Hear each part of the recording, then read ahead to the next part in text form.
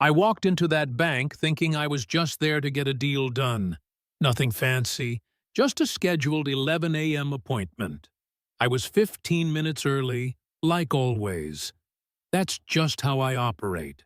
Sharp, prepared, professional. But the second I stepped through those doors, I could feel it. Like walking into a room where someone already decided who you are and what box you belong in. The receptionist barely looked up when I gave her my name. Blonde bun, pressed blouse. That overly polite tone that says, "You're not important," without actually saying it. She glanced at her screen, nodded, and pointed toward the waiting area. No smile, no, "Can I get you anything?" Just a dismissive wave, like I was an inconvenience. So I sat down. And I waited. And I watched. That lobby was something else. Marble floors, chandeliers, leather chairs that probably cost more than my first car. It looked like money. But more than that, it looked like it was built to keep people like me in our place. I saw it clear as day. White men in suits showing up with no appointment, laughing with the front desk, being waved in like royalty. A woman walked in, velvet dress, Chanel bag, that effortless air of belonging. And suddenly the receptionist lit up like a Christmas tree. Didn't check a list, didn't ask her to wait. Just opened the gate. Meanwhile, I sat there for 10 minutes, then 30, then 50. At 12:05, I checked it. I was still sitting there. Nobody said a word to me. Nobody offered an update. It was like I didn't exist. And the longer I sat, the smaller I started to feel. That's how it works, right? They don't slam the door in your face. They just keep it barely cracked open, long enough for you to get tired and walk away on your own. But I didn't. I stood up and walked back to the front desk. "Hi, has Mr. Malone been informed I'm still waiting?" The receptionist, Brittany, I think, didn't even glance up. "He's in a meeting. He'll see you shortly." I pressed her. "Any idea how long?" "I'm not sure," she said, like I was asking too much. I could have left. Honestly, I almost did.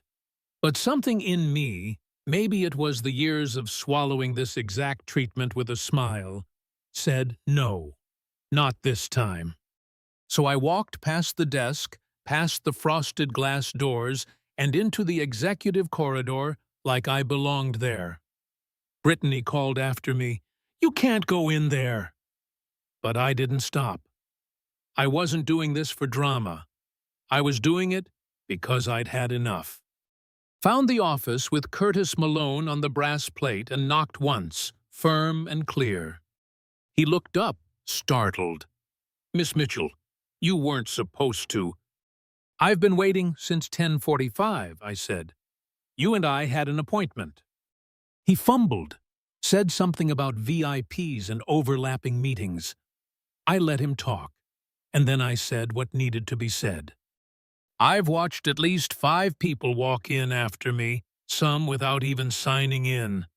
They were ushered in immediately. So tell me, Curtis, what exactly made them more important than a client with a scheduled appointment?" His eyes darted toward his desk, like he was trying to hide behind it. And that's when the twist hit. The door opened, and in walked Ronald Keene, CEO of the entire bank, with 2 board members behind him. Suits sharp, shoes polished. The whole room shifted like gravity had changed. He saw me and broke into a wide smile. "Dana, I didn't expect to see you here." He stepped past Malone, shook my hand like I was a peer, because I am. I stood calm but firm. I had an appointment. It didn't go quite as expected.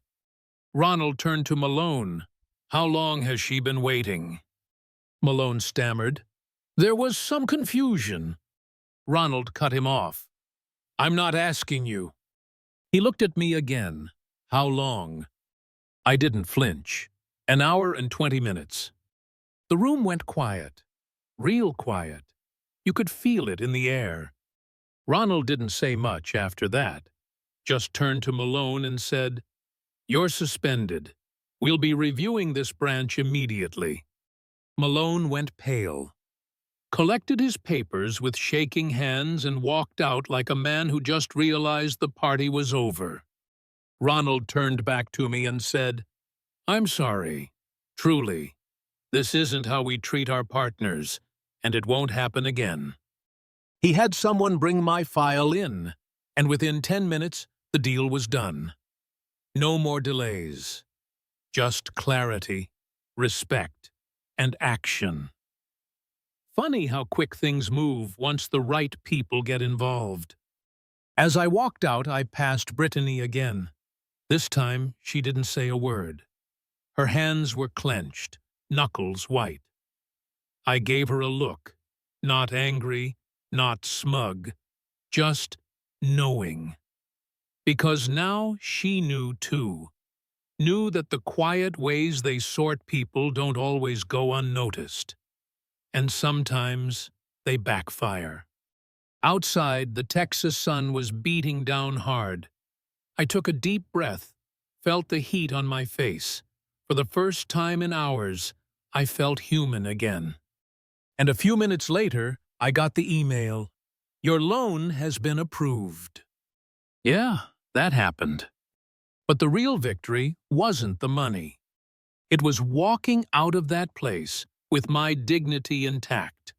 Not because someone gave it to me, but because I stood up and refused to let it be taken in the first place. Now let me ask you something. Have you ever been treated like you were invisible, not because of what you lacked, but because of what they assumed? Have you ever had to prove, again and again, that you belong in rooms where others get waved in without question? If you have, drop your story in the comments. Let's talk about it. Because staying silent? That's how they keep getting away with it. The receptionist barely looked up when I gave her my name. Blonde bun, pressed blouse. That overly polite tone that says, "You're not important," without actually saying it. She glanced at her screen, nodded, and pointed toward the waiting area.